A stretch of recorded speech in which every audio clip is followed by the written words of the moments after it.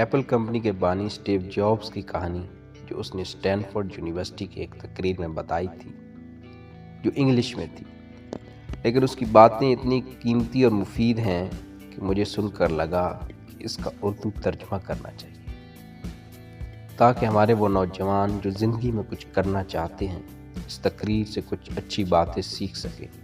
شاید اس سے پہلے آپ نے یہ تقریر اردو زبان میں نہ سنی ہو۔ ان کی اس تقریر کو سننے کے لیے کافی موٹیویشنل اسپیکر بھی ریکمینڈ کر چکے ہیں۔ تو آج باتیں ساری اسٹیو جابز کی ہیں، لیکن زبان میری ہے اور اسے اردو زبان کے ذریعے میں آپ تک پہنچا رہا ہوں۔ امید ہے یہ اسپیچ سننے کے بعد آپ کی زندگی میں ایک بدلاؤ ضرور آنے والا ہے۔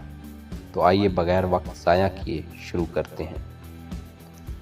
السلام علیکم۔ آج تعلیمی اداروں میں سے ایک بہترین تعلیمی ادارے اسٹینفورڈ میں آپ کے ساتھ ہونا میرے لیے